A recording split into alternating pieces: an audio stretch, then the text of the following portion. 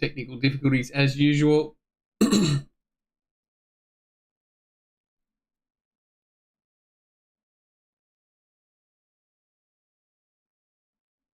think we're good now.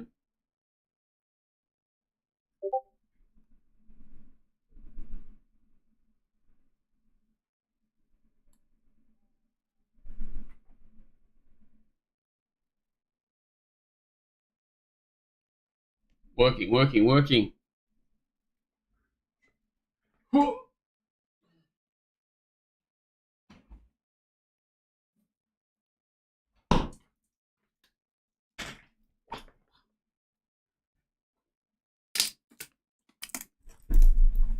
Oi. Check for any more information.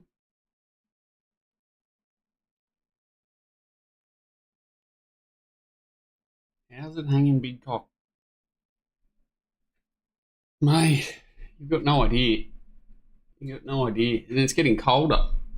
I can't, these winter months, I can't afford to lose any. And tough. Got to keep it warm in the dungeon. Otherwise, it inverts. Hoping this update gives me more information to work with, but probably won't. And doesn't. G'day. I'll jet through this Hawkesbury meeting. I honestly actually ran out of time, so there's a few races I haven't even looked at, but I'm pretty sure there's not a lot there. Have a quick look at Eagle Farm, which is a little bit the same. Pretty poxy meeting. That track was pretty toast, so but it's worth looking at because those races will feed a couple of races in the next couple of weeks. And then have a quick look at this week and any other questions is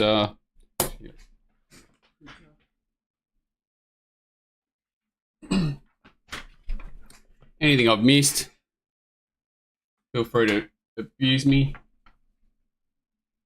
Mate, I'm telling you, I'd love to own it. I'd love to own it. I've even hurt my hand in my little home bowling centre here. I can't even bowl. Cactus and gone.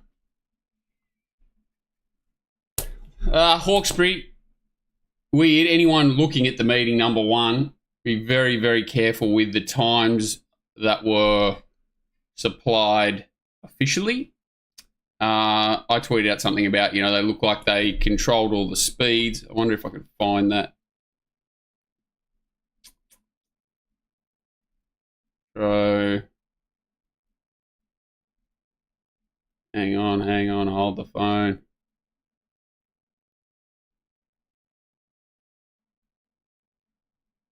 Here we go.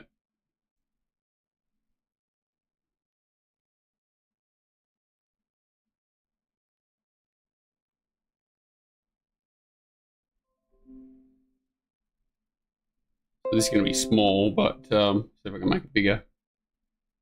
Look at this high-tech technology we've got here.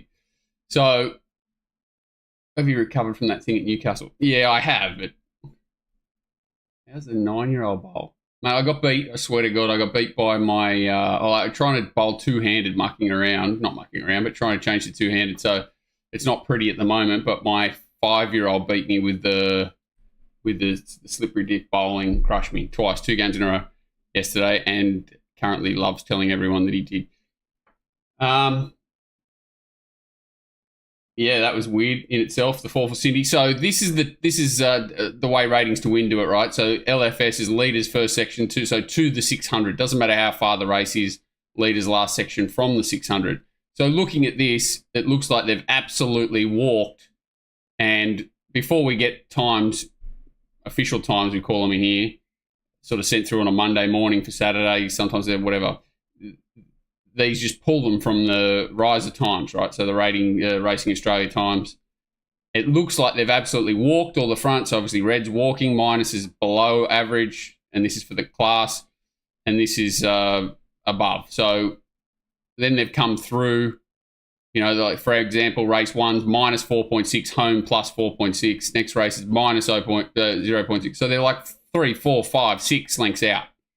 Both ways, home and back. So the tempos are completely wrong. So anyone using their times this week, good luck. How are you a profitable punter, and how does one make turn without match betting? Finding winners. I've been, mate. It's hard.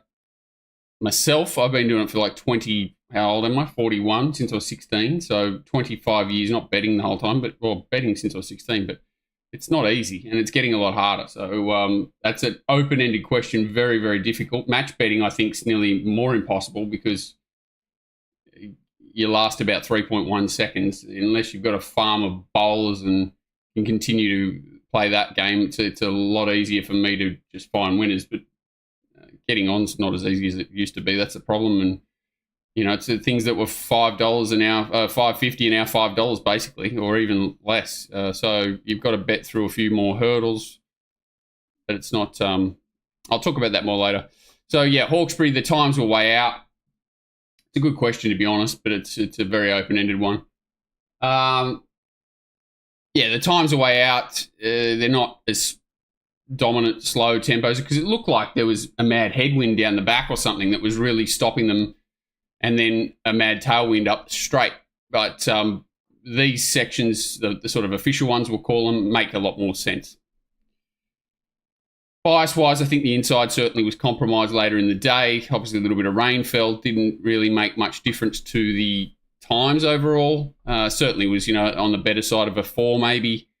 Looked like they maybe rolled the inside section a little bit like Warrnambool or something. It looked like the inside section was playing a little bit better than it normally does.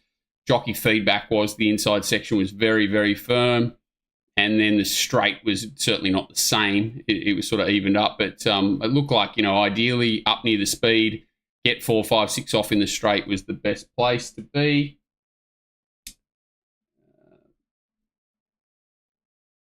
I just keep looking at Leon's question there, and then it's not that it's a question. I don't know if everyone maybe not going to see it, but what Leon's question is: hey, are you a professional punter, profitable punter, and how does one make money on horse racing long term without match betting? It just raises so many questions in your head reading it, and it's hard. It's not. It's a great question. I'm not dirty that it's there. It's just sort of it's an interesting question that gets your mind racing. What happened to Tim Clark's back? I think carrying me for so long finally took its toll. No, he just had a bit of a... he said it just locked up a bit, and he got off the horse thinking it was worse than what it is.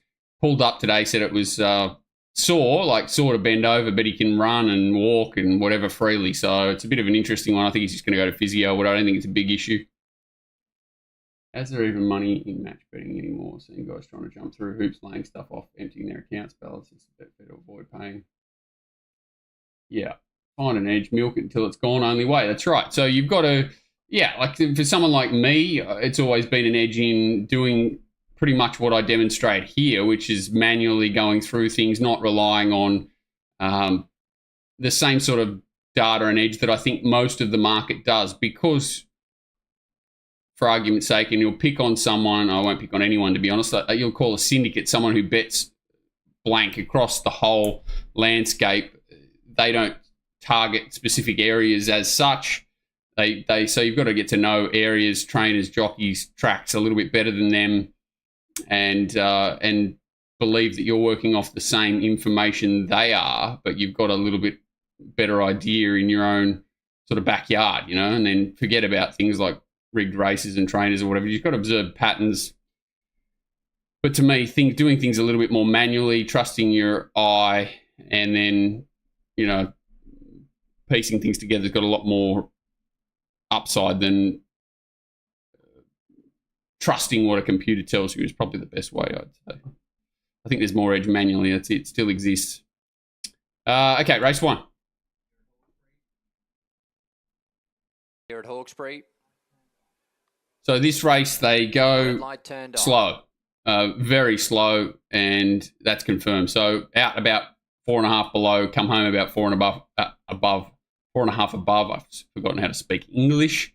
So huge on speed advantage here, which is basically how the race unfolds. All those out the back, no chance of overcoming it. So a good little bit of initiative from the rider on Media World was at Zach Lloyd. The horse had been given a pretty average ride both starts. Like went way too slow last start and then sort of didn't take advantage of it. Start before that was just given a bit of an ugly ride. I was hoping that Monty VB would kick up and hold the front. Josh was happy to take a sit. Didn't do a lot wrong on it, but I thought it was a little bit stiff in the end. I think it's definitely a stronger and potentially better horse than the winner. You can see Great Southern, what's he called? Great White Shark, quite keen in the run. Trafalgar goes back. Canara gets on heels. It's just an ugly race. Horse outside leader, you never love to be too negative to horses that are sort of doing the most work in the run. Outside leader gets its chance here. You can see they're all keen in the run. They're all wanting to go quicker. So always careful of form out of these sorts of races going forward. Definitely the winner every possible. Definitely Monty VB just about every possible. Canara's not a bad effort running third. It was, over racing keen. It looks ready to go. Trafalgar Square's, honest but limited is one of the is how I describe most of this field, even though a few of them are lightly raced and do have upside. They're all very similar horses. So I think most of them, in different circumstances, different barrier draws, in a similar race next start, can be quite competitive. So Monty VB's been really good hitting the line both runs. It's only had 2 runs both this prep. I think this horse has got more to give, whether it's this start or next. I thought James McDonald gave it a very ordinary ride its first start, and then I think he maybe overdid it a little bit early here. Probably tried to ride the race rather than the horse, and when the tempo's dropped out of it, the horse has just got keen. I think he's got more to give. He can improve. Trafalgar Square's as well set up as it possibly can be. Obviously, the tempo not great. Dark Art's back and wide. Commanding Artist back and wide. Probably poor old Micro Magic's the only horse, and with the Godolphin thing, Squeeze Box, that look a little bit not ready. I don't think these two of all of them can find a race next time out. Interjection, as we sort of said, every chance up on speed, had blinkers on here, and still a little bit weak.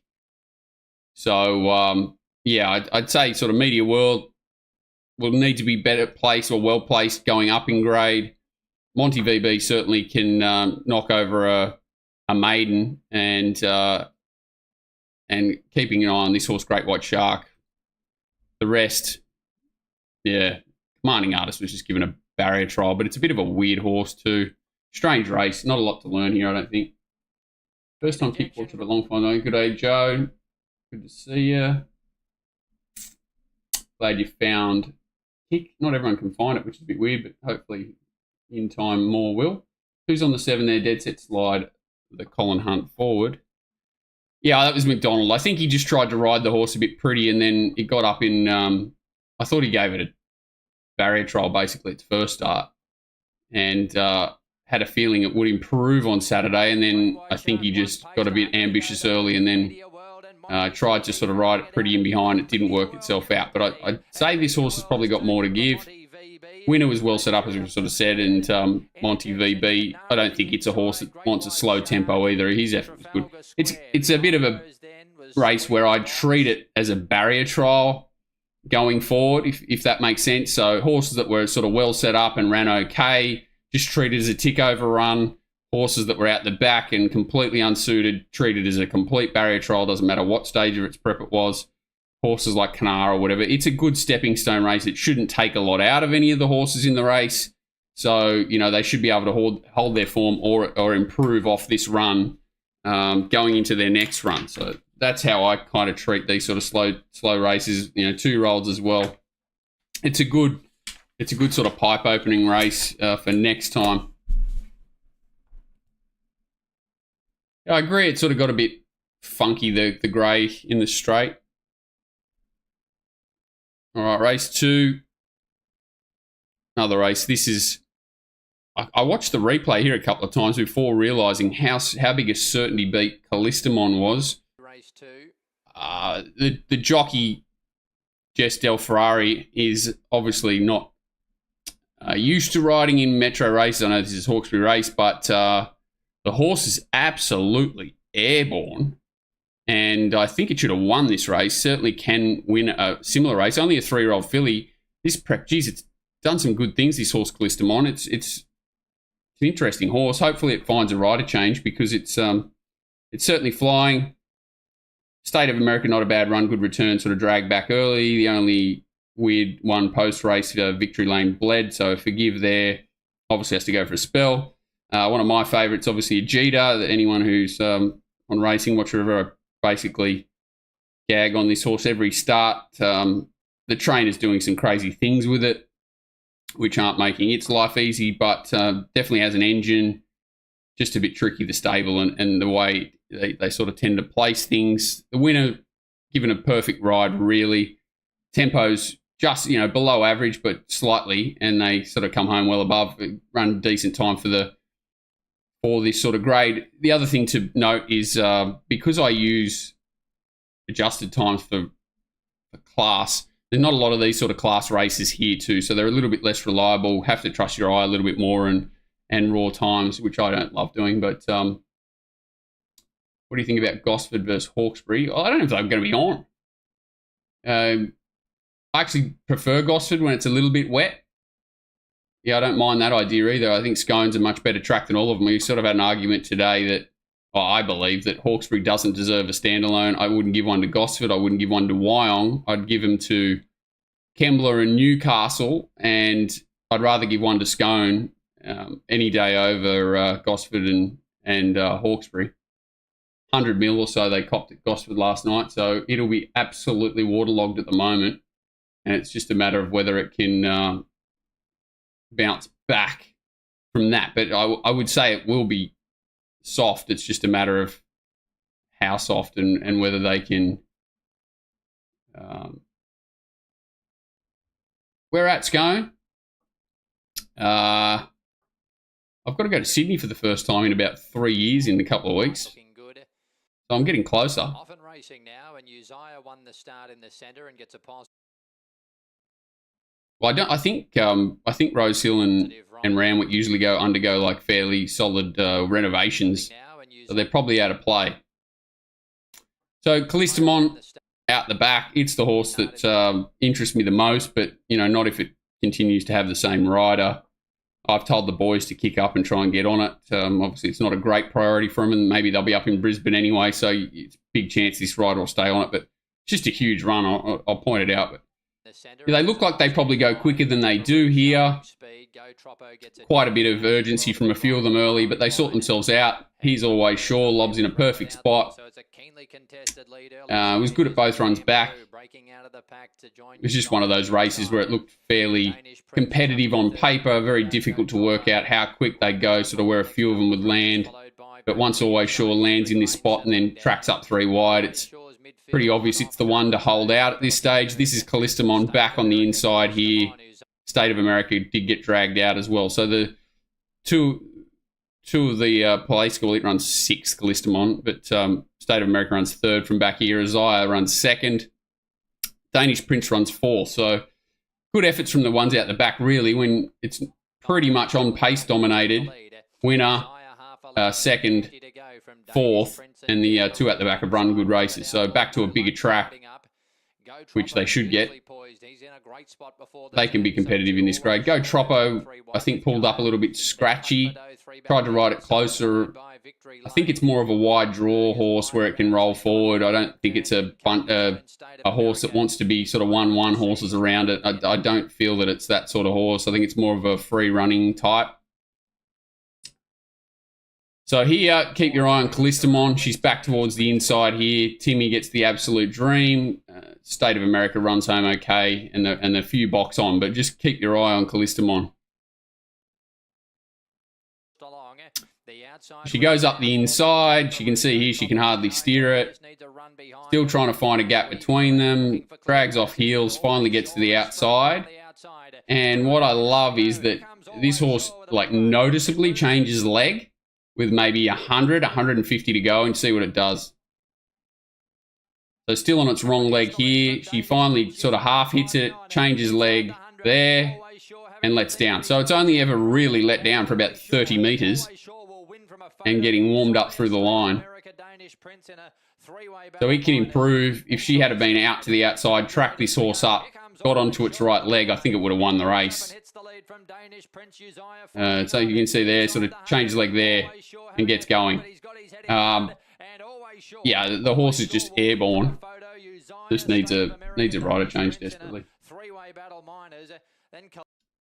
Hopefully we spend Landy's on the... Thoughts on second to none in the Group 3 Cummings this week? Harry, I'll write that down. Second to none.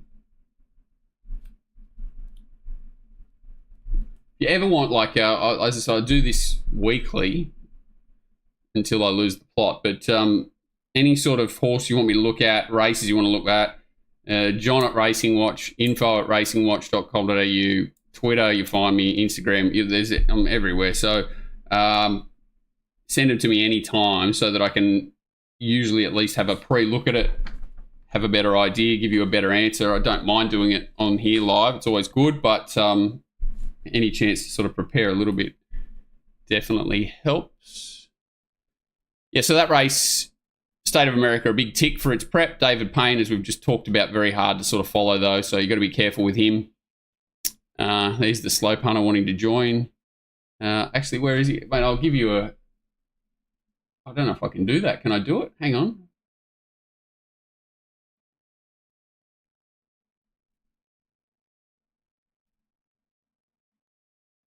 Where is that?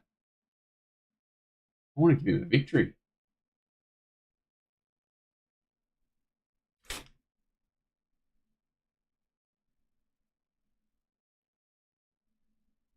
What do they call it when... Oh,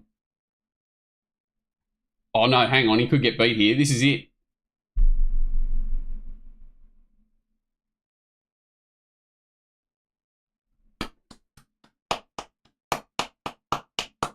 I just want to give you a victory, mate. You don't win anything, but there's your victory.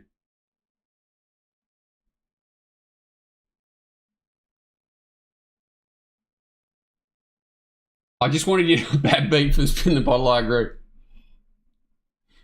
I just want to give you a victory and show that it's possible. It's not a rigged wheel. I can't produce the wheel. I can't produce the wheel. I can produce it, but I'm not. 1 from 24. You're a lot less than that. Yeah, so that race, the winner's going okay. Well found. His eye's going well. It would love a rider change too. Probably soft draw box seat. It's absolutely flying Isaiah.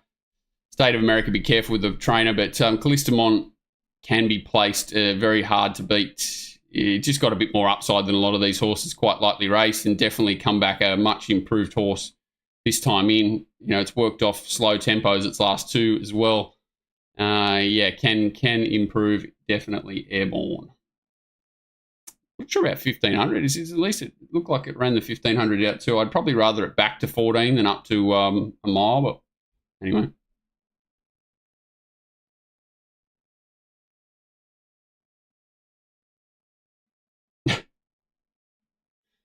Mate, we've got to get through this dirty bloody Hawkesbury meeting. All right, race 3. This is a nothing race. The winner's looks to have some decent quality about it. Usually these races are obviously a bit poxed highways, but a Massara horse that looks to have some genuine depth to her. She's one that doesn't quicken straight away, goes through her gears, and then once she gets to a top can sort of really maintain it.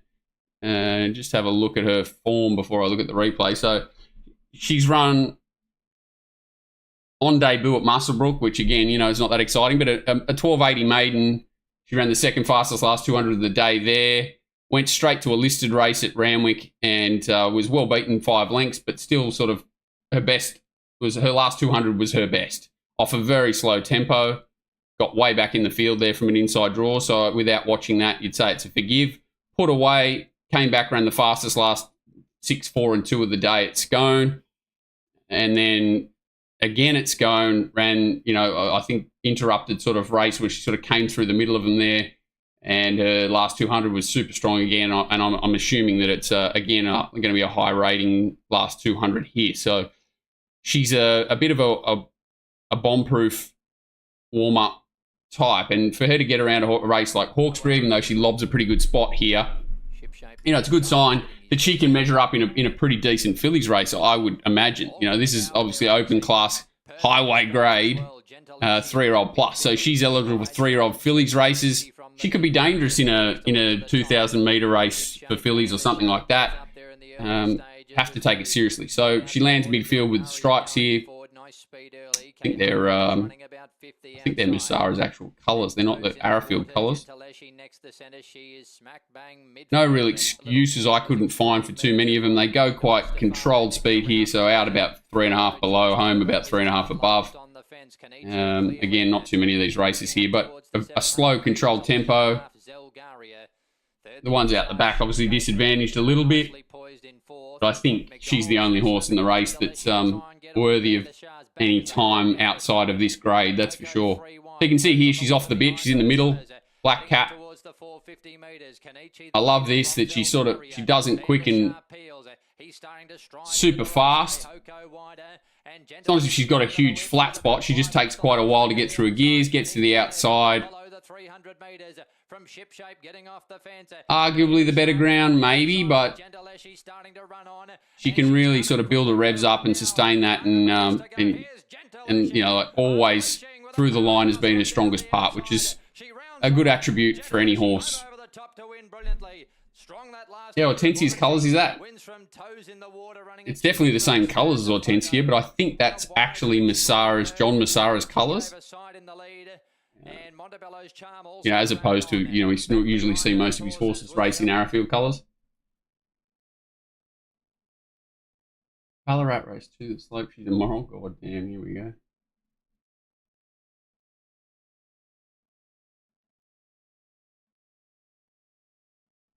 What are you talking about? Dogs and trot? You're looking at trots at the same time.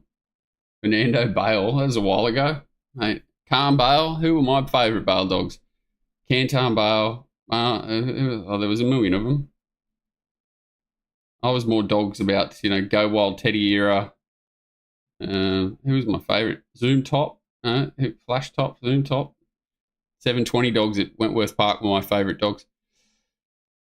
I've lost the plot. I don't follow them anymore. All right, so that's that race. I really don't think there was much behind the winner there. You know, these horses can line up in these sorts of races and be competitive again for sure, but there was nothing that stood out as follow me, and apart from the winner, who can definitely go up in grade, especially in 3-year-old fillies grade.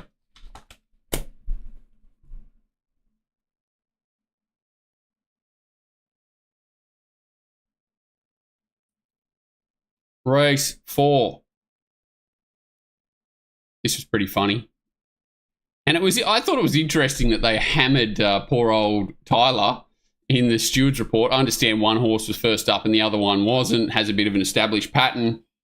I was very interested to see what this horse Humanity did, because its form overseas looked really good. Stable, this Sarah Ryan stable, obviously not going quite as well as they were when they were completely airborne, but it was a huge horse of interest in this race. And then, you know, he's obviously given the horse a dig with blinkers on or whatever, and it's gone berserk. But yeah, they go very fast here, and time overall's quick. Winner was very well set up to run fast time. Typical Waller horse that was just, what, 5th or 6th up. This is my horse, Ajita. What was I talking about before? Oh, Ajita was scratched, so I've lost the plot. This is the race Ajita's in, 1,800 metres. It was jumping in distance. I thought I'd lost the plot, and I have. Curador is ready to go now. I think it was probably a run shy of being absolutely ready. Runs well here. Both very obvious. Ajita runs on, very obvious. Pace assisted, but up to 1,800 for the first time. Humanity's a complete forgive. Oh, Ziggy went like a rocket. It's the horse that duels with Humanity the whole way. It looks like it's returned really well, but I'd be a little bit concerned that second up, this could put a hole in him, this prep. You'd be a bit conservative about chiming into him again next start, unless he has a trial in between or something, or finds a race where he can definitely control. And the winner's, does a good job, but very obvious and finds a perfect spot. Everything goes perfect for it. Race fit, everything that can go right did go right for this horse here. Gap for victories fairly prominent. Toes on the nose gets a squeeze, and also up there Humanity. So there's a wall of about 4 or 5. I used to know a dishy trainer, but the bloke got done for fraud and is in jail. I've got some terrible dog stories that probably aren't worth talking about because none of them are of shining positive light on the dog industry. Gap for victories fairly prominent. Toes on the nose. So the stewards got into Tyler saying that, okay, you realise you're going too fast. See, what's he doing? Like, it's not... You watch him, it's not as if he's given the horse a dig and then it's bolted on him. He continues to... Like, you can see him physically riding the horse along here. So he could have easily sat outside number 9 there, whatever it is, Union Gap. But he hammers the horse to continue on and then, now he's committed. But... a sight to behold, Thriller the Thriller and Rachel Schumacher putting on a fast tempo. The winner's dead set midfield in the blue and white checkerboard or whatever you want to call it. Kuradar back a pair further, Ajita way back on the inside. So probably the run of the race 18 lengths first to last is Oziggy because it's the only horse up here that Union Gap runs last. Humanity runs second last. So last, second last. Noisy Boy battles on, but it's a super fit horse. It's been in derbies and all sorts lately, I think.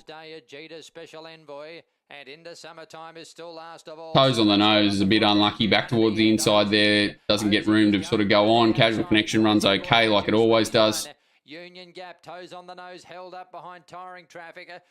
So winner, Kuradar was just a little bit fitness shy, which is all you basically need in these races, is a good fitness base. Ajita's fit enough, but was jumping in trip. Bit of a nothing race. There was a couple of interesting things. There's Waltham. I don't know what colours it's in. Back towards the inside here. So he was having his first start in Australia. Maybe in the worst part of the track. Could be forgiving of it. Oziggy on the outside hits the lead. Here comes 4 Victory now letting down beautifully on the outside. Noisy. So Oziggy's still there with, 150 to go. It's running second. And ends up running 4th. So good effort. Obviously returned in very good order. Absolutely carved there. Not much to be learned here, I think. As in, advantage-wise, everyone will find the winner. Nothing could have gone better for it. Decent enough race, good overall time, so not being negative towards it. Second and third, everyone will find them as well. They'll be well found in the market. Oziggy, everyone will find. Noisy Boys, just proving very hard to catch. So I don't think there's any advantage in him. Same for Casual Connection. Father's Day, I think, was first up, so past mark for it for sure in a fast run race. Same for Waltham. They're probably the two. You probably have to go back that far, and both of them are unlikely to be well set up next time. So there's a race you learn nothing from, I believe.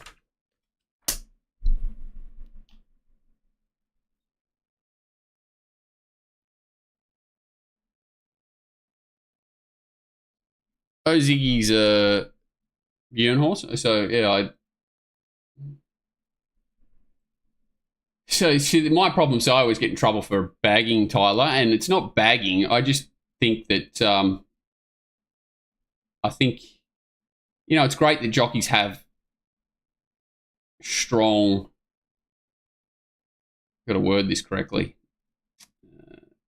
opinions of their own ability, which is, you need to be headstrong. You need to have, you need to believe in yourself for sure, but he's definitely got huge improvement to come. Fraser family's own up to yet. Okay, that's cool, Joe. I didn't know that. He's just got to be open-minded because he does get tempos wrong badly. And racing really is all about tempo. He's definitely got the ability to ride, but once you combine the two, that's when you become a great jockey. If you don't have the ability to read the race and tempo and understand, what moves you have to make on your horse to get the best out of it, depending how the race is falling, you're behind the 8 ball. Doesn't matter how good a rider you are. Exactly. There's a long way between his best and his worst. Tyler, either a peach or a bad one. But my issue is more when he gets tempo wrong. Like he'll take off from back in the field in a fast run race, or he'll like during while they're still going fast, he'll take off, or in a slow run race, he'll restrain. So it's he's a bit of a confusing one. For those, I did look at the tempo of that Wagga race the other day. Not that it was completely his fault, but it's an example of it's a wonder in that Wagga race. They've gone so slow, and if he hasn't identified that they've not run along, well, they don't go slow. He should identify that he can't come wide and win. So he's best to ride for luck and get beat and have no luck than to come to the outside and actually have no chance of winning, really. They're the situations that sort of separate, I think, great jockeys and, jockeys that are having a good run. Nothing to be learnt there. Race 5, Parasol. This was my lovely charity bet for the day, one of them. Spacewalk, they just go too slow here. So they go sort of 3.5 below, come home 2.5 above. The race is okay. Another one of these races where didn't learn a lot, I don't think. Pass marks for most of them. The Gold Rush field ready. Jet Stanley. Isn't Jet Stanley leaving? Please tell me that's true. I think Tyler's got a bit of a chip on his shoulder too, which again can be good, but you've got to be able to control the chip, right? And when he gets in a duel, he hates to give up, which Rachel King does a bit too. Often racing now. And it can play in your favour, but sometimes it doesn't, right? And that's when you mature, I guess, is when you learn to control that. Because I think Blake Shin used to be a little bit the same, and it took him a long time to get over it. I haven't had a good look at, I don't even know how to say its name, Nemineth Run, but this is it back here. I saw it change the tactics to be ridden more quiet. Broke away well. He's trying I anticipated a lot of these horses sort of putting a lot more fire into this race early. I thought that sort of Spacewalk would be back another pair or so and be relaxing, and once it wasn't, it was always a bit of a nightmare. Parasol just loves in that perfect spot. They roll off, which gives it the perfect inside run. It wasn't as if the inside was that cast, and it doesn't even have to sort of go hard fence. They roll off far enough.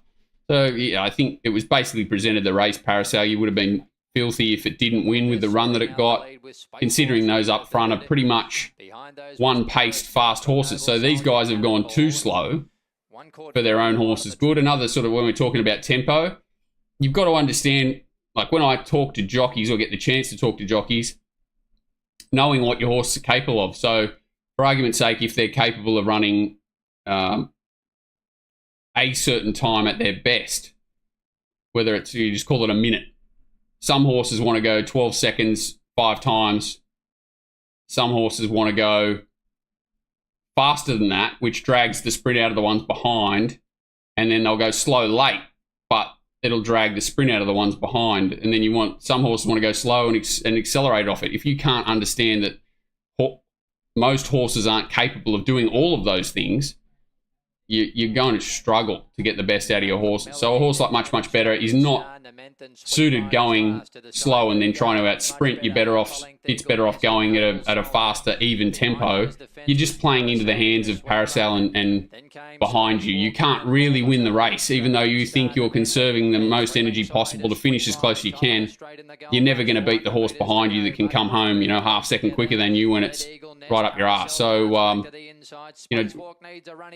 talking about tempo and jockeys, that's the most important thing, is understanding the animal you're riding and what it's capable of. Obviously, things don't always fall perfectly, but at least if you're aware of it, you've got a better chance of riding the horse the best you can to get the best out of it. So this is Nemineth behind here, right? Spacewalk, Eagle Nest. Who's that up the fence? Extravagant Star. It was funny. I got some hate mail about Extravagant Star saying, can't believe Tim Clark went back to the inside on it. Well, he's on Cannonball out here. That's Dylan back on the inside. But anyway, G'day to whoever sent that. Eagle Nest, Paracel darts back to the inside. Spacewalk needs a run. He's held up. Further back to Cannonball. 150 to go. Paracel gets up on the inside now. Joins Eagle Nest. Then came much better. Spacewalk's out later. 75 to go. Paracel, Eagle Nest fighting it out. Trev's probably right. Nemena's probably one of the better runs in the race. Held up, comes from back. Does cut under them and doesn't really have to circle them. So maybe a little, not flattered, but it's not a superstar run, a little bit forgiving of Extravagant Star back towards the inside. Certainly think this horse has gone too slow, so treating it as a barrier trial for it. Eagle Nest is probably the horse that was best suited in the run, even though it was outside leader, and I think, you know, couldn't have finished much closer. I'd say it's had its chance. Cannonball looks Cactus, and these two guys down the outside have, you know, faced a slow tempo and had to come from back. Not their thing. Passish marks, I'd say, for most runners. I don't think there's too many really poor efforts there, because you know, it was a bit of a stop-starty sort of a race. I got it wrong. Got the wrong stablemate. What have we got here?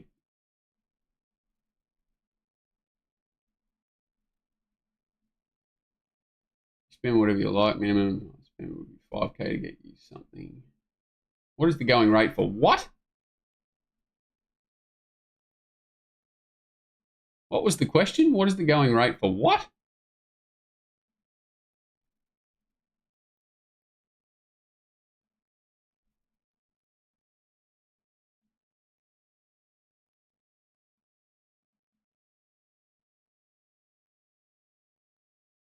I can find it. I'll spin the bottle right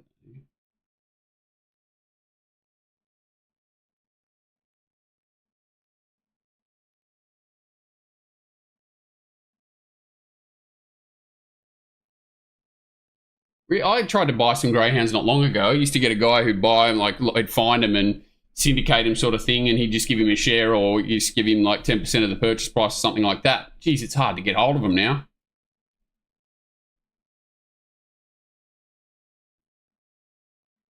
My worst ever story, and I don't know if I've ever told it on here. First dog I ever bought into, and I was working at Bet Easy, and the boss says, I'm going to buy this dog. Do you want to go halves? Didn't tell me how much. And you can imagine, like, at the time, I was still betting and whatever, but I was basically a slave there and working, you know, 14, 16-hour days doing, like, risk management or whatever at Bet Easy. And he didn't tell me. So the dog's like 30 grand. So all of a sudden 15 grand jumps out, which is fine. And this dog hasn't had a start for us. I think it had trialled up a couple of times. And he says, oh, he's the trainer of our dog, puts him on the phone.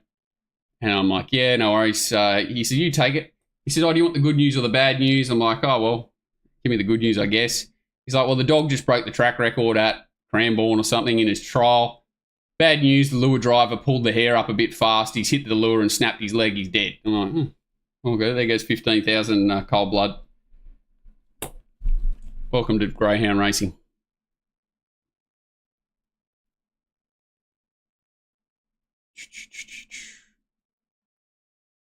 So not a lot to be learnt there in hindsight, I don't think. Paracel's returned well. Certainly Spacewalk can improve. He's obviously a bit of a tricky horse that needs a few things to go his way. Big track, bigger tempo. He can be dangerous. I think Eagle's Nest, that's as good as it goes. Old Nemeneth is certainly looks like it's returned well. Tricky stable to catch. I think Extravagant Star's not much of a horse, to be honest, but maybe a little bit forgiving back towards the inside. Much better, can improve. The rest need to be well placed, and I think Cannonball was pretty bad there. Yeah, you can. Yeah. I can't remember the name of it. We had another one after that called Corridor or something. It went all right. Had a couple of decent dogs, but nothing special. But he was the one that was supposed to be the champ, and I can't remember its name. I might have blocked it out. Noble Soldier can. He's a bit of a fresh horse. I think he's getting on a bit, but he's an interesting horse, Noble Soldier. He's won. I think Kathy O'Hara's won on it at big odds a couple of times. He's another one. When he can get up on speed cheap, he can just sort of keep on running sometimes. All right, this horse is interesting. Looking at the betting of this race was quite funny. So it's come over from the UK, had one quietish trial, went okay there, and ran home quite well behind Kaboo or whatever. It's I looked at the trial a few times because it did go so well in the trial. Ready now. But Snowden's really have struggled to get horses ready fresh for quite a while. It's like their horse have been improving into their prep, second, third up, even over sprint trips. They've been really peaking. So for this horse to land here, and it didn't have much depth to its like mile 2,000 metre form in the UK. So for it to have one trial, public trial, that's all I've obviously seen, and then go to the race over 1,300, that was a bit of a warning sign. I think it was like 15s out to 40s or something on the day. So whilst it definitely looked like it trialled up well here, it's come back towards the inside here well enough. I kind of expected it to need the run. It was funny looking at the betting. I think he had two runners in the race that were both very well backed. Miss Hellfire that went poorly from a nice spot, and Gennady, who I'm not a huge fan of, but it was well backed. And then all of a sudden the 40-1 stablemate pops up and is probably one of the better runs of the day first up. And you would expect, not saying I was right to let it go, I hated the race, but you would expect it to improve significantly is what I'm saying, just from the pattern of the stable. So this is it missing the start back towards the inside here. Coco Jambu was a little slow to begin. Russian Shadows of Love with their Equicast on. I hate Equicast on horses. It's just straight away, especially on firmer tracks. It's a big problem. So I thought its effort was good, but I think if it was at its best, it lets down and wins. Definitely has its chance in the run, Shadows of Love. Short Shorts looked the winner. Absolutely looked home. Controls the tempo. They sort of go out two below, come home two above. So it's not a slow tempo, but again, this is a horse that can quicken a little bit, but you're better off riding it closer to an even tempo Short Shorts because it, again, drags the sprint out of a few behind. I think he sort of took off early enough to do that. Miss Hellfire obviously fails. You can see Coco Jambu cutting up the inside there and getting the perfect run in behind them. Then came Miss Hellfire, Coco Jambu. They're in the straight and short. So it's coming through now outside the leader as heels. This was another one where the time was much slower, much sort of the time home and the time out was much slower and faster. So it looked like a much bigger win on official times than it was on corrected times. You're given a really good ride, but given it's overcome the tempo first up, 1,300, all those things. One down the outside was a good effort. I thought Banana Queen. She's a bit of a funny horse, big, strong bugger that usually improves with a run or two. And she can be very dangerous in the right race this prep, whether it's next start or the start after. Probably second up, 1,400, something like that. I don't really like her. I think they got her out to a mile before it. I don't think that's her go. A lot of these horses pretty beaten up. Short Shorts has had quite a few runs this prep, a grand final. Honest horse, but I don't think it's got much upside. This horse certainly does have upside. I think this horse is definitely at its top. Obviously has a few feed issues going on. Gennady, I said the jury's out for me on it, how good a horse it is. Banana Queen's a horse that can put a race away on its day. Miss Hellfire, poor. Papali's interesting. I think Dalcini pulled up 2 out of 5 lane. Rosetta, just a horse for mine. Russian Conquest, not at its best. Yeah, I think the horses to sort of keep an eye on are the winner and this one out wide.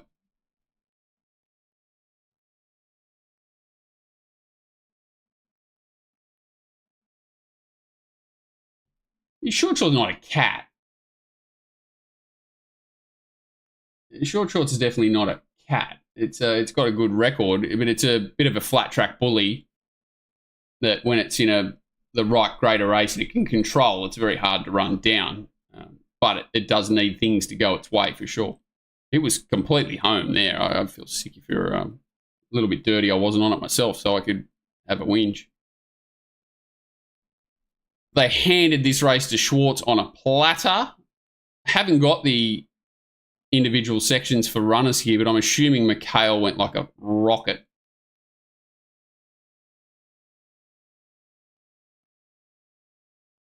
I agree with that. That was Gennadi's race, and you know, if only sort of little, if it was 1200, not 13, but still, I agree. I think it's just a horse. On for the Hawkesbury Guineas. So Hawkesbury Guineas, Schwartz well backed. Butch Cassidy misses the start.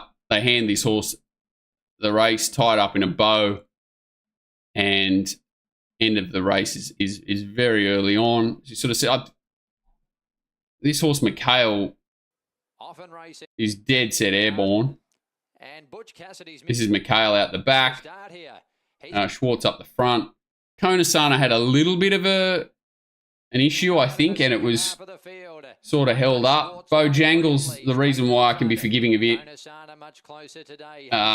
not a pearl of wisdom, but it does get caught wide, Bojangles, and it is certainly overplayed, especially wide on slow tempos is heavily overplayed, especially when it's not that bad to be sort of wide on the track. And 1400 metres too. It just seems that tempo, they don't go too fast. So sitting wide, slow tempo, 1400, be very wary of overplaying that situation. The only thing that this horse has going for it to be forgiving of it is, or improving its position, giving it a bonus, whatever you want to call it, is that it was second up, jumping quite significantly in trip. So I think it's a very good horse, Bojangles, but it is a sit sprint horse that is suited by a slow tempo. So whilst it runs really well here, just be a little bit wary. Snowman coming around the outside was first up, did a good job. McHale's back here in the white sleeves, green cap, back towards the rear. Pokes its head through late, doesn't really get a lot of room, but does come through the middle of them. Konasana off that wet track run. Don't know whether it was a bit flat or had an issue or whatever there, but it was not the same horse we saw in Sydney last start. So that's McHale coming through the middle. Snowman's down the outside, then Butch Cassidy, but Schwartz doesn't really get a chance to wind up, but still a gutsy sort of ride to poke through the middle there. I think he could lob in Brisbane in a 1400. I don't really like it as much over a mile and still run a race, but can be coming towards the end of its prep as well, McHale. But I think it's a nice horse that can win a decent race. I think for sure. I don't know what Schwartz is, to be honest. I'm not a huge fan of it. I'm still not a huge fan of it, even though it's won this race well. The format of the race should be okay. But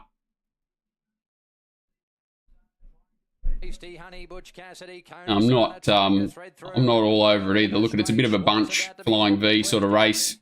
Slow tempo, hard to decipher. You know, they've really only sprinted up 600. I think I'll be forgiving of Konasana for sure. I think this is a good horse. I think this is a good horse, Mr. Bojangles. I don't know how far he'll run. And I'll be scared they might put him up in trip off this, which would be scary. I think Snowman's a very solid horse. French Endeavour's proven to be a very solid horse. Hasty Honey sort of lands in that spot there, and you know what is she really? I'm not sure, but she ran okay. Sort of that's warning signs. That gap's probably flattering because he's just been handed the race. If it was a more even tempo, he probably finishes back here. Yeah, I don't know what to do with that race. Just be careful of it, I'd say. French Endeavour went okay, but it's Matt Smith. Agree. Went like a rocket. Boat race this. Yeah, yeah. The old boat race is probably overused, but no matter what, in hindsight, it was a boat race. Big bunches are a huge warning sign. After the Branding Rowdy goes with that huge win. Yeah, that's it. Did you see some of the horses that have been retired in the couple of weeks? There was a couple of horses I didn't even, like Duel, D-O-U-L-L. I didn't even know it had won a black type race. It's like a midweek horse, isn't it? It's gone to stud. There was another one I couldn't believe it's gone to stud. Can't remember, but yeah, Mr. Mozart. Are you serious? Mr. Mozart was a dead set welter horse. Like not even Mr. Mozart. I think he was a wet tracker too. Yeah, so I don't think this is a poor race. Just got to be very careful, sort of horse-to-horse basis, where the horse goes next start. You want to be careful of this race.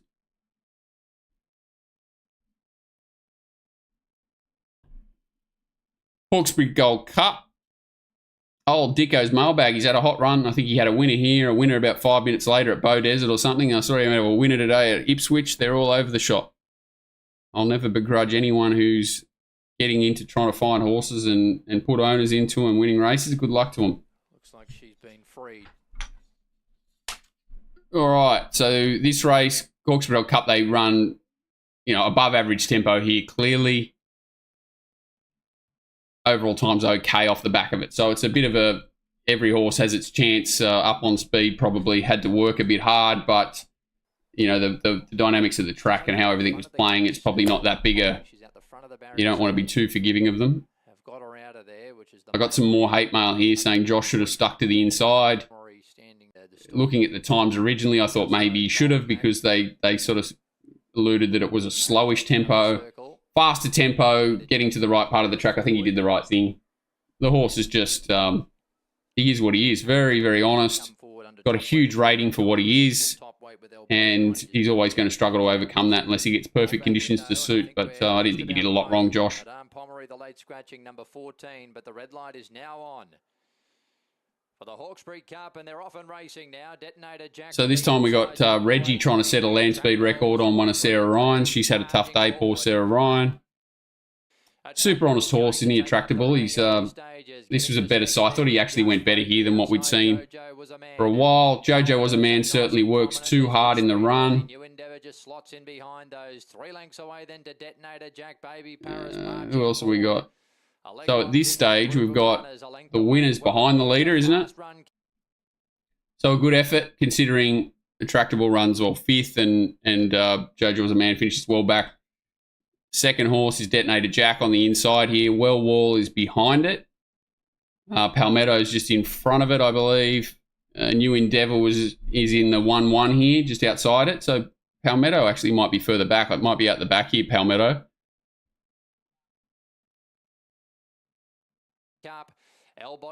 Or is that? No, that's it there on the fence, pardon me. So Palmetto's on the fence, New Endeavour's outside it. I thought its effort was good, probably looking for a little bit further. Poor old El Bodegon's lost the plot, hasn't it? For a horse that looked like, I think, did it run 4th or 5th in a Cox Plate? Maybe? When it first came out here, hasn't it? Lost a leg since then. Just Folk third, the paint followed by New Endeavour. Well, I think they trialled Attractable. I think they trialled Attractable after the Jenny run, and they ran like a 14 length. So the horse that I bet up on at Newcastle ran second to Attractable in a fast run trial at Wyong in between runs, I'm sure. He's rolled along 1 length in front of Jojo Was a Man. Just Folk is being niggled out. So I'll have a better look at Josh's ride here. So he hasn't really lost. He's on the back of Palmetto. He's not going that great. Where's it going to take him? What's he going to do? He's come to the outside of Palmetto. So he would have, without knowing it, would have had to go hard fence, which you can see no one wanted to go there. Instead, he's got to the outside without losing much momentum or ground. I can't see a lot wrong with the ride, even though I'm probably biased. Well Wall looks like it's going to carve through the middle here and has to change course. Nash flattens Palmetto back towards the inside late. Be some ride this from J-Mac if he can get the run. He's squeezing through and Detonator Jack comes at them. Just Folk, Well Wall. What is this race? It's just one of those races where you've got all these horses that have been jammed up to 100 benchmark and they've all got similar ability and they just a bit of a merry-go-round, I find. There's not too many dominant horses. Just Folk's a good effort. Detonator Jack's a good effort. Well Wall's a good effort. Palmetto's a good effort back towards the inside. Attractable's a good effort. New Endeavour's in the 1-1 every possible chance but goes okay. Said probably looking for a little bit further. Mall Secrets is probably, one of the better runs from back in the pack. Berkshire Shadow gets to the outside and runs on. All these horses can go to another race like this and run a positive race, but You know, they're very hard horses to catch. They're very hard races to bet in. I find that there's so many of this sort of level horses that we're left with here, and you know, maybe what would you call them? Horses that either been bought out here from the UK. They're good horses, but they're not great horses, or they're leftover geldings that either Hong Kong didn't want, or you know, that have got above average ability, or they had issues and didn't pass Hong Kong vet. You know, they're that sort of level horse. I find we've got so many races with horses like this now that are hard to split.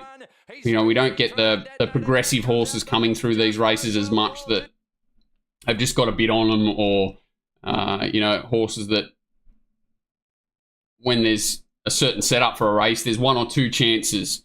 I just think these races now are so hard to really be confident in, because so many of the runners have got a similar level of ability, and it really is the nitty-gritty of who gets the right run, rider, that sort of thing. So, you know, you're getting all these really tight finishes, you know, and again, across the line, Josh on a probably the horse with the right form, Nashra Willa, James McDonald. There's no, it's not a secret recipe.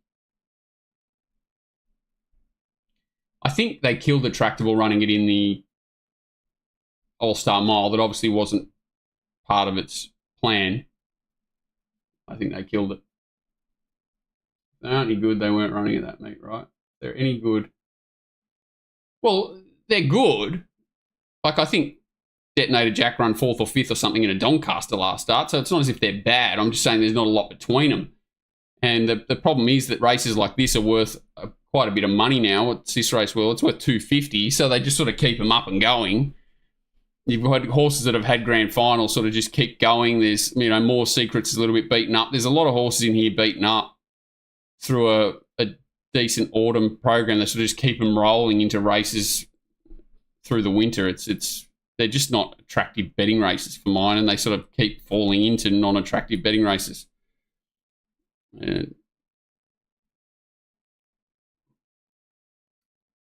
Well, I laughed. I nearly... What's the horse of... it was trained up in Brisbane, went down to Melbourne, ran second to Imperatriz at $1 million to 1, and then ran in the TJ Smith, Johnny something. And I saw that them saying, oh, they're setting it for the Everest, Johnny Rocker. And I was like, oh my God, like, that's the most ridiculous thing I've ever read. And then I had thought to myself, hang on, who's going to run in the Everest? It's probably not insane. It's ridiculous, and you'd be just in shock if a horse like that made an Everest field. But who's going to be in it? You know, unless these 2-year-olds all come back and as 3-year-olds and develop, who's going to be in the race?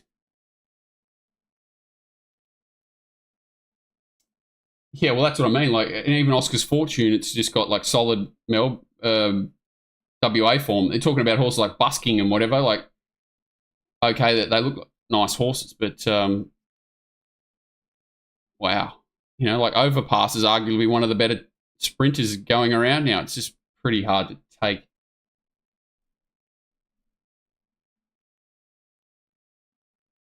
All right, last couple of races here. They're not very exciting. This is the race we talked about, how there was not a margin for. Stand by.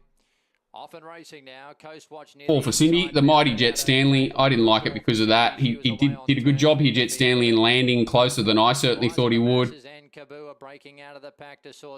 I don't know why Gay's doing this a lot, running. I know she's got a stable full of similar horses, so it's hard to split them up, but she seems to be running a lot of her horses that are of similar ability against each other, and they're going too slow a lot of the time because they're controlling the tempos, and it's to the detriment of one of them usually. Like, I think this race here is just sort of, if Kaboo had been able to lead and control, he would have been much better suited than, you know, having Rise of the Masses in the race. So it's a bit strange, their placement at the moment. I know Tim was supposed to ride Ride of the Masses, so they probably get the tempo a little bit better, even though it sounds stupid because the horse wins.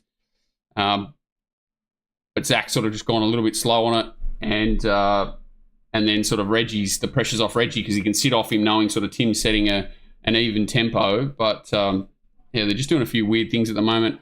Highlights was really well set up on the 7-day backup to run well. Exceladus was first up. This is all. I was on Coast Watch at big odds. Gets beat half a length and doesn't run a place at 30-1. That was nice and sick. But I don't think anything really runs on here from the second half.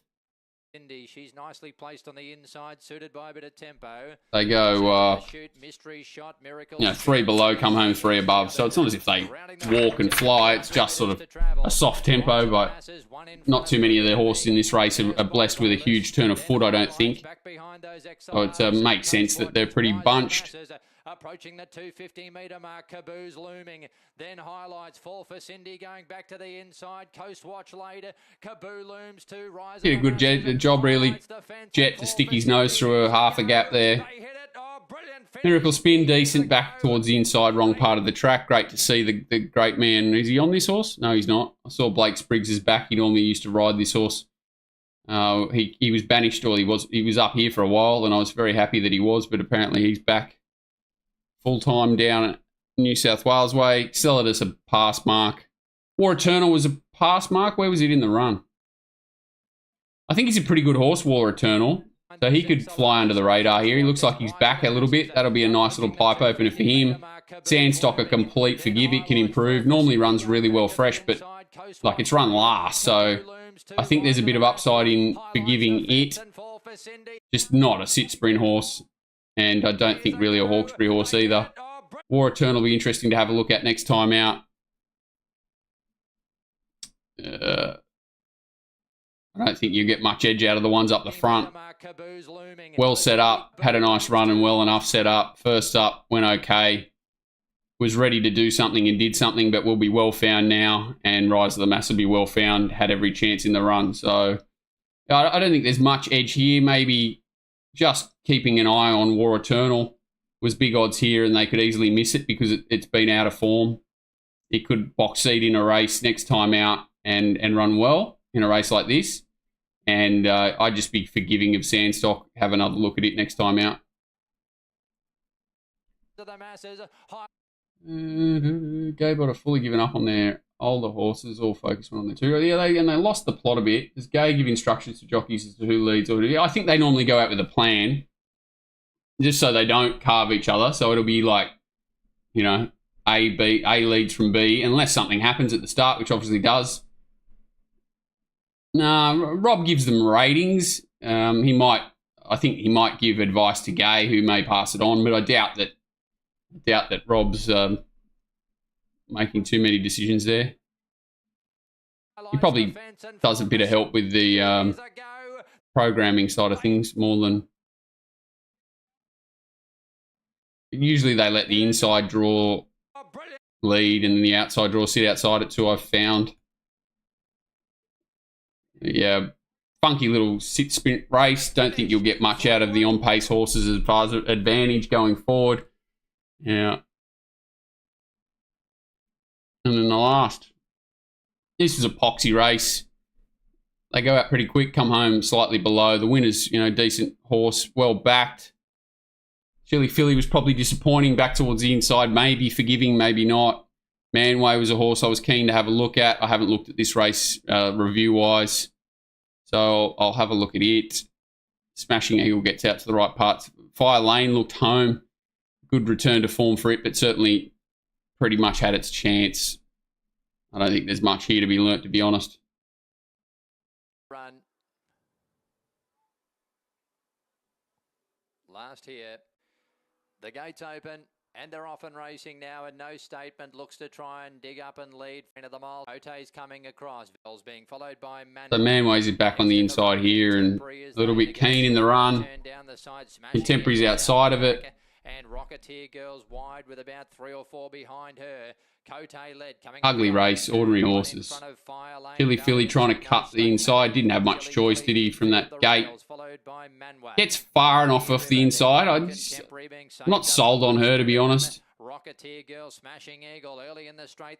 Manway doesn't look comfortable. I'll be forgiving of Manway, maybe. He hasn't done a lot on it. Going back to the inside. Very weird ride on Manway. Like, look at it. He's sat up on it. Going after I don't know what to do with Manway. and Contemporary surges over the top and wins from 5. Chili Phillies midfield the rails, followed by saved up for one sprint at them. Early in the straight, they fan everywhere here. You wonder why they didn't come out to this patch even wider. It looks like it was sort of untested ground. Philly goes up the rail. She's running on. Contemporary is as well wide out, and Smashing Eagles got to the crown of the track. 100 to go. Here's Contemporary letting down, going after Fire Lane, and Contemporary surges. I don't think there's much to be learnt there. Fire Lane was decent enough, sort of never really had cover, chasing a fast enough tempo, whether it was on the back of the leader there or not. It's pretty hard to tell. It's good to see him sort of let that horse run. I think that's how it races best. I could forgive this horse a little bit. Anthony Cummings stable, very, very, very hard to catch these days. I don't think there's much there that's like back me next start that I can see. Valencia was all right from a decent spot, landed in a good spot. Queen of the Mile was okay. Just an honest horse. This horse needs everything to go its way to win, but going okay. I don't think there's much to be learnt there. It's not hitting the line like it was.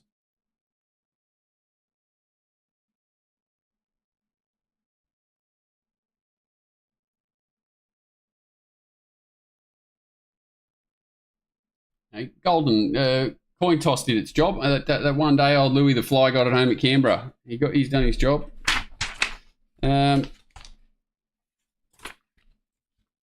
Coin toss. Oh, Kote. Kote's, I'll never forgive Kote because I think we got like 460 about it in a maiden or a class 1 at Hawkesbury. And they called the races off, I think. Or the horse had something go wrong. So it was second up. It went like a rocket at the Kenzo. Then they put up 460 or something. It was the last time I remember getting the keys as soon as I saw the price and breaking the sound barrier, getting to the tab. I think it was the biggest cash bet I've had in about 10 years, and something happened to it, the stalls or something, and it was scratched, and then came out at the Kenzo or something about 4 days later in town and won by 7 or something. That was when Kote mentally affected me. Yeah, Tommy Berry all the way, led all the way.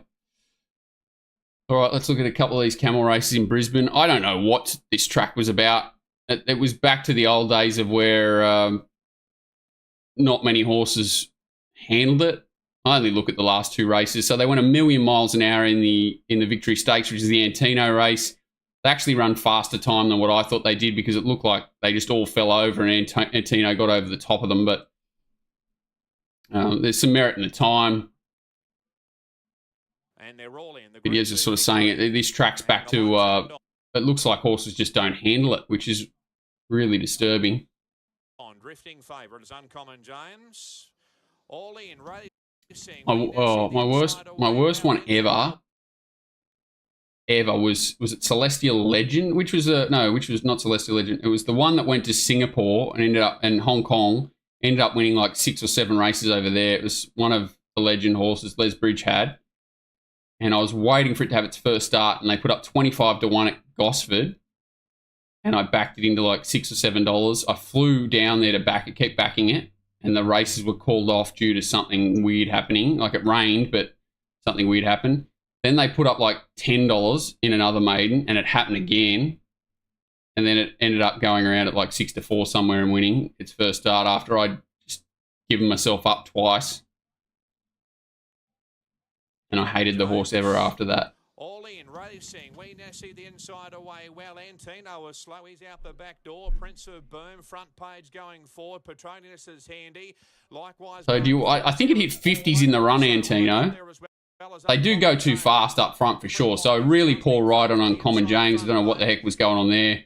Just went way too quick on it. Prince of Boom, or whatever it is, up the inside, going too quick. Who's the other one that's up outside the leader there?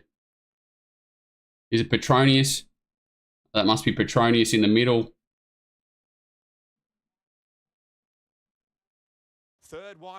Golden Mile gets the absolute dream run. Wee Nessie sits far enough off the speed. Very soft in betting. It probably, had its chance on second. Antino scrubbed back here.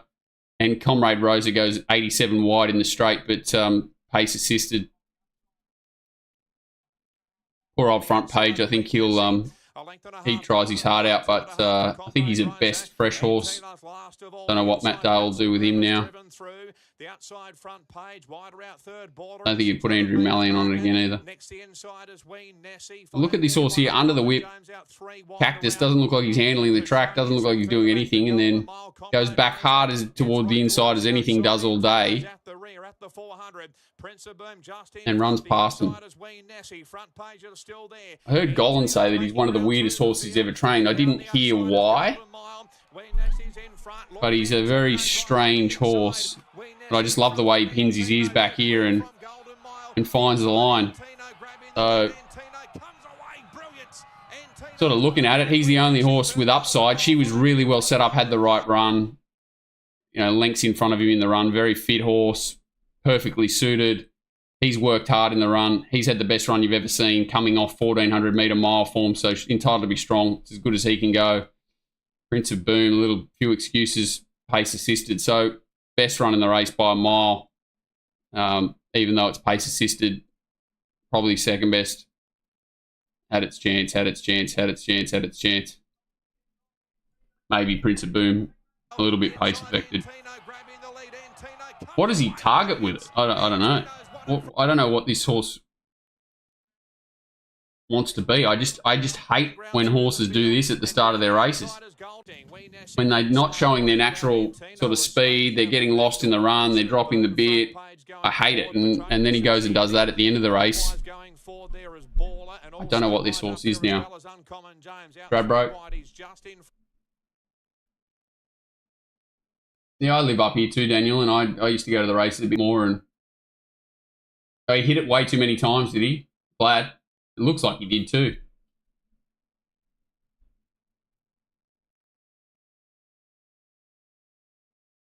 Yeah, 1,500 at 50. I heard that it was a big bet too. Grim. Up front here.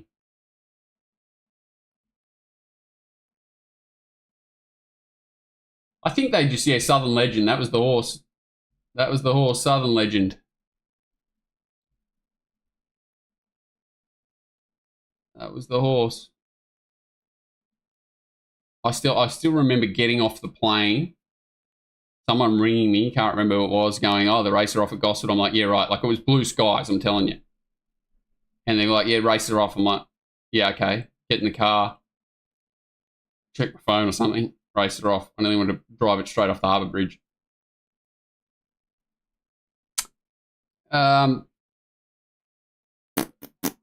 From the inside front page. Yeah, so this race will be weird. He looks fat too. He didn't trial a bit weird. I don't know, but he's definitely got an engine, hasn't he?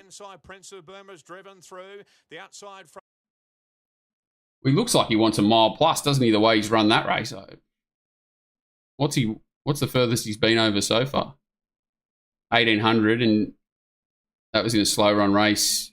I think he went half nuts, didn't he? He went really keen in the run and pulled up 3 out of 5 lane. Got beat ahead over at 1,600. So, I like that profile for a Stradbroke, but I just don't like the way that he's racing for a 1,400. He looks like he wants further. Lucky last. Ugly race. This is the race where there's a lot of decent horses in this race. Kintyre very well set up. So was Razors for this race in particular. Soft draw. Strange choice of rider on the winner for sure. I'll never understand it, but she got the job done to her credit. Haven't had a good look at Presslink, but it looks a very nice horse, Presslink, a horse that wants good tempo. So, an even to softish tempo, he's probably not ideal for it. Chicken Mojito looks like a nice horse that can go further. Easy Done looks like a very nice horse. Cafe Millennium, I haven't watched its run, but he looked like he's interesting. Port Lockroy, again, dragged out of the race, does a good job. Ducasse, maybe Cactus, I haven't seen its run. Caracas, I want to have a look at it. First up, Mr. Kipchoge will be interesting. In Coda, all these horses I thought have good upside into the rest of the carnival. So I'll probably have a look at this one a few times just to see how individual horses went. Kintyre's on the hop. So Easy Done out the back straight away.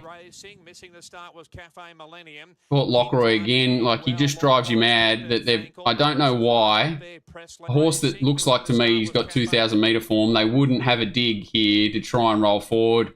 I definitely don't think it's the jockey's decision. I think it's the stable. They're just dragging it out. But why even bother going around? Like, it just drives me crazy. Look at this. He's still going backwards on the horse in a race where they're not going quick. So he's just giving away all of this ground. Drives me crazy.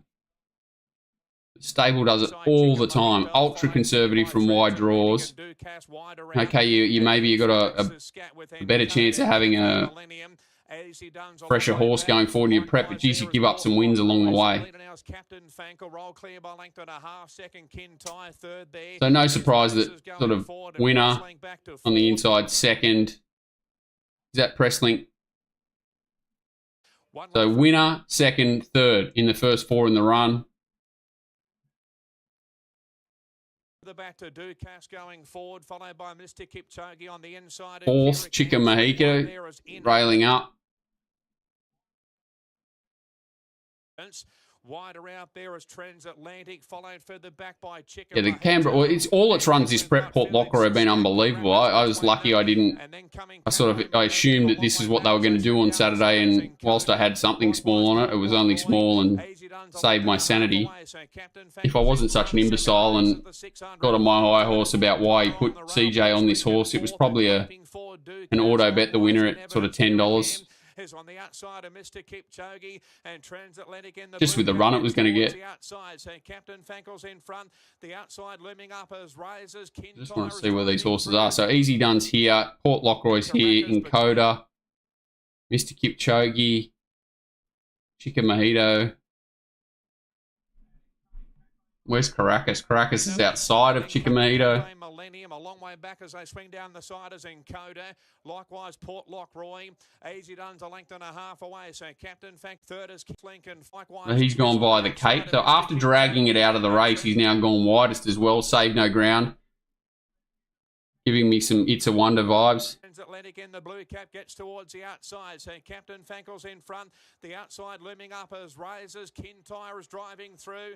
Presslink out wider, followed there by Dukas on the outside, but Kintyre and Razors. Kintyre the inside grabbing the lead. Razors coming again. Kintyre and Razors. Kintyre just in front. Razors on the outside. Kintyre's in front. I'm just watching it for the first time. I'd be forgiving of Encoder. It was probably the worst run of them, Mr. Kipchoge. I don't know whether it didn't handle the track or what. Caracas never got a chance to wind up at all. It's a complete forgive. This run wasn't bad, which maybe scares me. Felix the Scat, I don't know a lot about it. I'll have a look at it.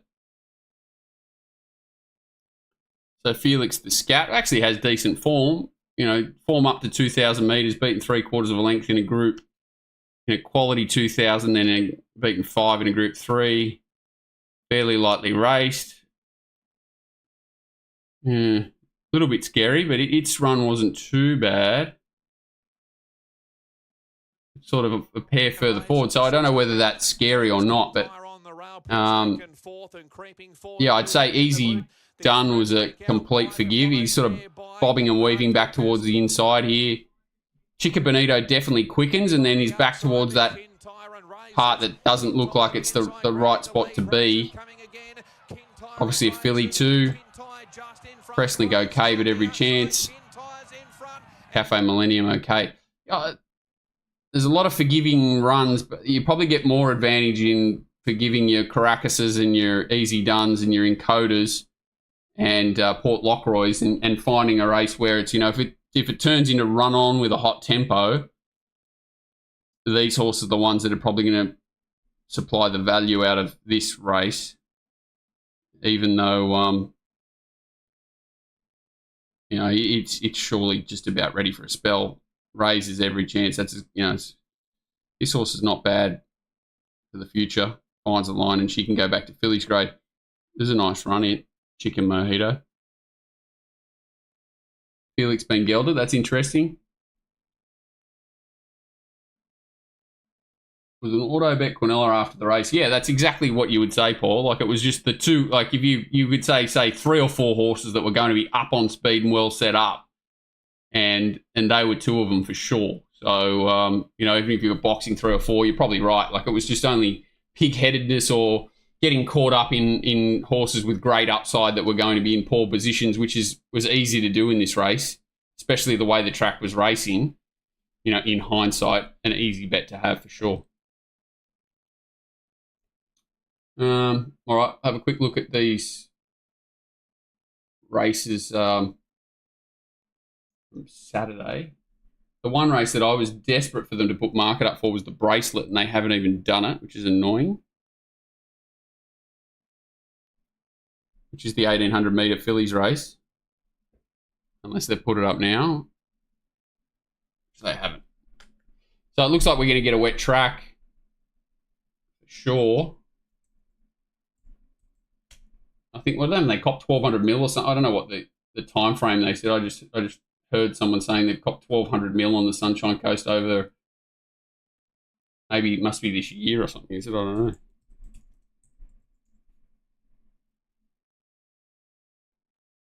So rain predicted 5 mil Tuesday, 5 mil Wednesday, 5 mil Thursday, 8 mil Friday, 2.5 mil Saturday. So it's going to be wet. Wet.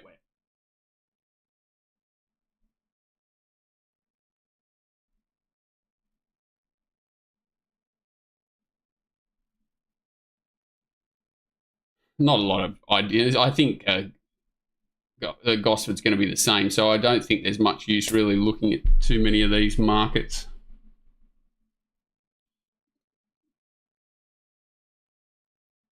Geez, there's not a lot there. Tarvi Time's beaten up. Grabini second up. I don't think he likes the wet, does he?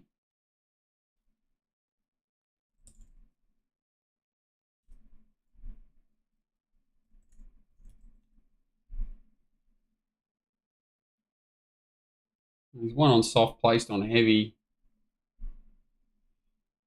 How far is the coast? Is it a mile or is it 1,400? I think it's a mile. It's a mile. Second up. Got 59.5. Grabini too. Williamsburg hard to catch. I know it's hard to catch. Overriding was very average the other day. Hollywood Hero back marker that was flattered the other day. Premise, Golden Path, Green Shadows. It's interesting. Yuck. Ugh. How far is this? It's 287,000 to the winner. Ugh. Is the Goodwood market even there? Oh, it's there. That's ridiculous. $3.50 favourite Amelia's Jewel. That is ridiculous. Skybird, definitely interesting. Learning to Fly, hugely interesting.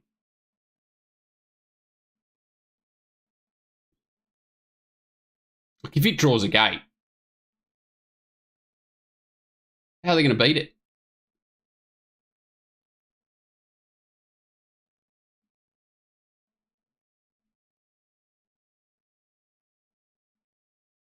Except for old Chadley's going to be on it again, which is a nightmare.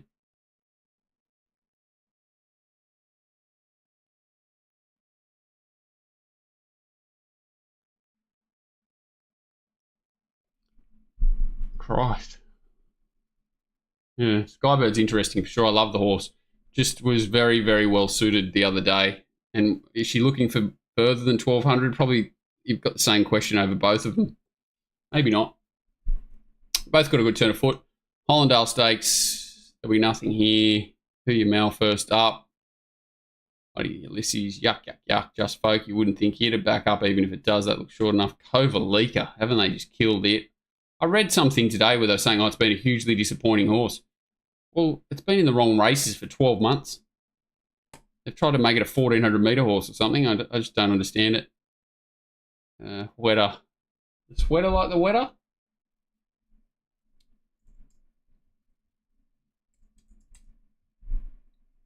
Heavy track, 9 starts 2, wins slow, 6 for 3. Geez, well, it could, if it repeats what it did the other day, it'll probably just win or improves off it. But I'm not excited to take $2.80 either way.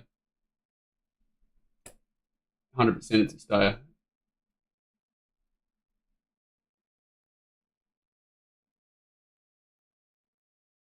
Yeah, and then he tried to set it for the Doncaster a couple of times, didn't he? I don't know what he's done to Kovalika. And I think it nearly won, didn't it? It nearly won the Epsom of the Doncaster. Gosford Gold Cup, who cares? Goldman, oof, crikey, it'll be hard to beat. But who cares? It's $4.50. Naval College, who cares? Gosford Gold Cup, Gosford Gold Coast Guineas. I note they've gelded Moravia, very interesting horse, gelded. There's not a lot of depth to this race.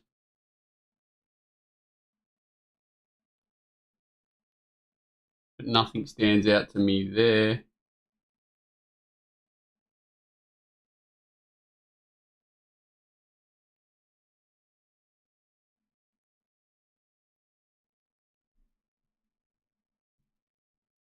Take over target. Jesus. How's this horse Tashi? They've been saying they're going to spell it its last 2 runs. It just keeps showing up.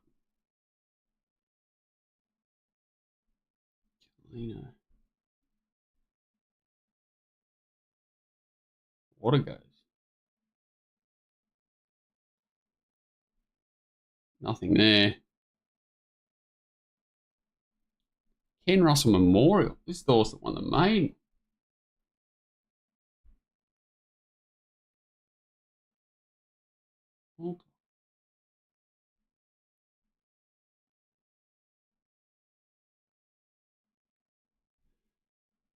It'd be some, if you really went through these races, there might be some angles because there's some very steady horses at the top of these markets. Is that it? What's this? Is that dog race or something? Passagiata. What is this? What is a Thunder 1000?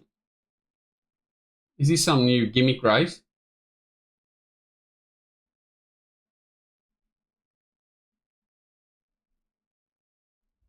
At the takeover target, or is that up here? No.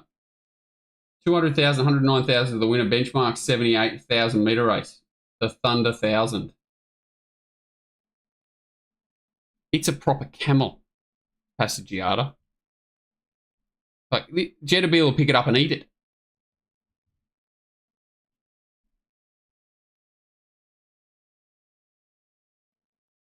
Oh, it's a camel. It's a camel. It's a fast camel, but it's a camel. This horse went like a motor car, trial like a motor car. Mogo Magic, I haven't watched it trial or anything.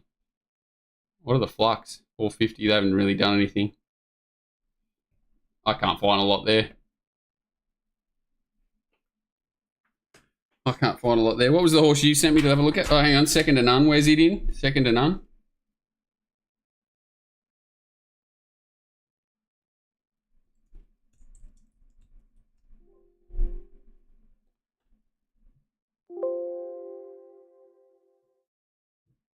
I think it's a decent horse, Jetabil. I think it's an actual decent horse. Second to none. What? Why was I looking at this? I just wrote the name down.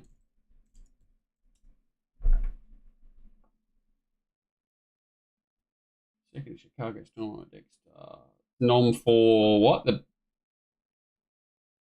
nom for 2 races on Saturday. The Centuria Stakes and the R.A. Lee Stakes. He looks like he's got his mojo back a bit, this Will Clarkin. Run 1,600 metres. Proper slow tempo here. Gates crash back and they're off and racing. I remember this race. Yeah, no, it went like it was a ridiculous run. Chicago Storm. It should have pierced him. Pushing up Prince Joffre. It was a joke race. They're both happy to ease and allow Chicago Storm. Yeah, it's one of the sickest things beaten in 1,000 years. They stack them up as they head to the side. A little more gone back to them, slipped away. Chicago Storm out by 3. Prince Joffre. Mr. Maestro wasn't a bad run either. Complete forgive Mr. Maestro. Chicago Storm laying in, but he's still 3 clear from second to none. Prince Joffre and I'm a Dexter. Chicago Storm tiring. Second to none. 6. Chicago Storm. 6. Yeah, I agree that of all the runners we looked at Jetabil, I would, unless Mogo Magic's found a length or two. What was this race? What am I looking at here? Callum? Tai Long. Race on Wednesday. They probably won't be on. What race is it?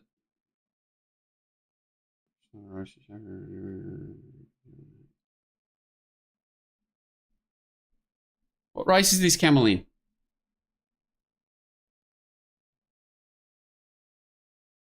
Tai Long. First up, Terry Robinson. Very scary Terry Robinson because he normally sets his horses for highways. No trial. First up, 1,000. But no real... Oh, it's outside the leader in a slow race. Sort of normally peaks second, third up. Did win on debut over 1,900. Crikey. How far is this race? 1,000. Stars and Bars are not a 1,000-metre horse.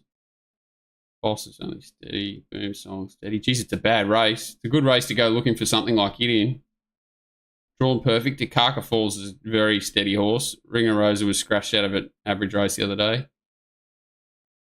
It can improve. Shopmaker, Legless. My Eloise, very steady horse. Smoke Show, very steady horse. Good race to go looking for a horse in, Callum. Watch replays of which?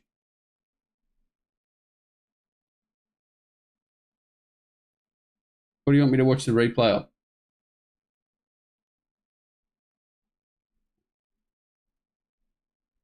Which ones? He's had 10 starts.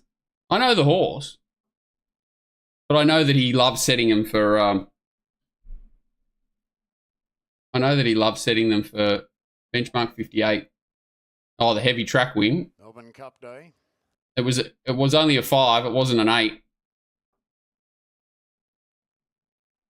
And they walk.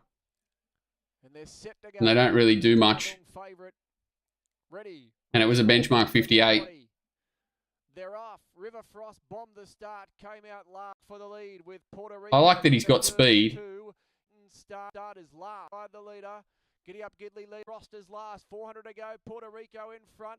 Tai Lung held together in. I hate that he hasn't trialled. Giddy Up Gidley from Flying Birds. And trying to wind up was Artie Betters. Tai Lung hit the front past the 200 from Puerto Rico. Publicly trialled. He's probably had jump outs. Tai Lung in front from Puerto Rico. 100 to go. Tai Lung in front from Puerto Rico. Tai Lung. Tai Lung. I'm not going to bag him, but he's hard to find the way I do things. I'll put it that way. Like, he's never given it a trial except for before its first trial. So that's obviously what he does. It just makes it hard for you to have a lot of confidence. Draws perfect, gets the perfect run, you know, sort of 3 leaders, like you said, 3 or 4 leaders, lands right behind him, should get its chance, loves the soft ground for sure. I can see what you're looking at. I consider the rest picnic horses.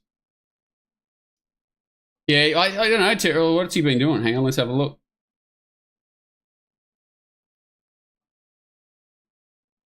So what's that? That's his last 30 days, 4 runners. So he's just dead set got no runners. 60 days, 6 runners. He's just got no runners. 90 days, 14 starters for no winners. And then last 365 days, 74 for 4. 5 favourites for 1 winner. Holy cow. And he hasn't. His only place he's trained a winner is Nowra. 28% strike rate at Nowra and has not trained a winner anywhere else. Well, what smells to me is if he wants a result, he takes it to Nowra.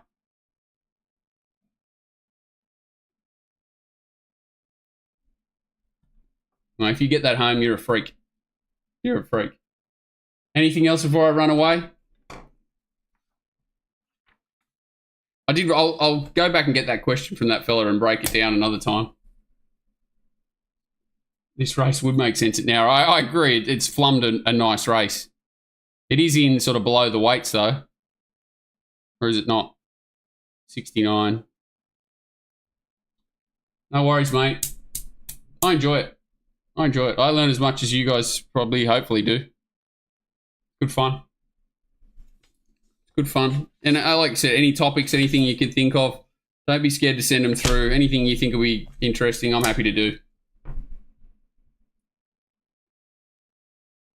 Have you seen old mate on OnlyFans just warning, make sure everyone's had their dinner, not beforehand watching this? What happened?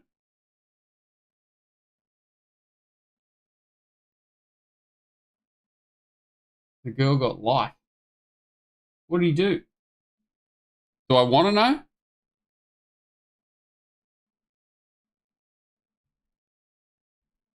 I think Callum will give himself life after he backs Tylung on Wednesday.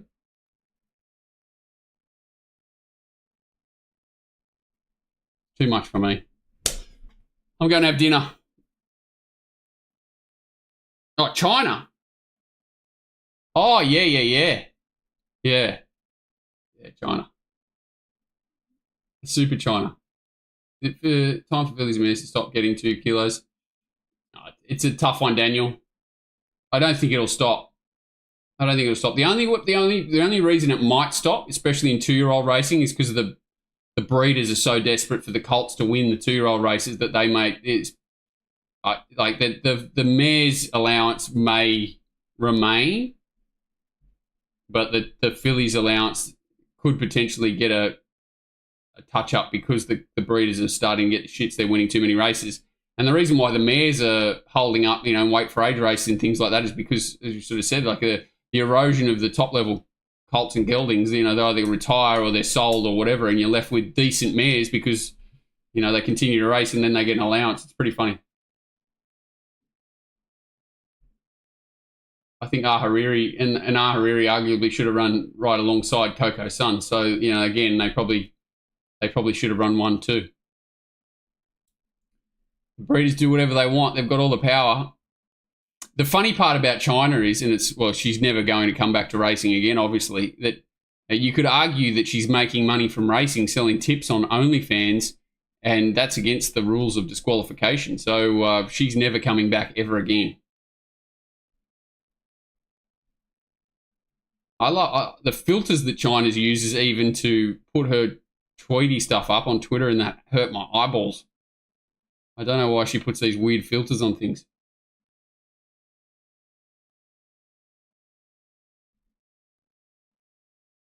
She's never coming back to racing. I don't think they can stop her like OnlyFans and things. It's like they can. She should never be, like, in theory, she should not be allowed to bet. She definitely shouldn't be able to profit from anything to do with racing at all. I got no idea. Oh, the filters, they kill me. I hate filters. I'm a big anti-filter man. Her ass is saggy. I love it. Libby or China what? Punting or?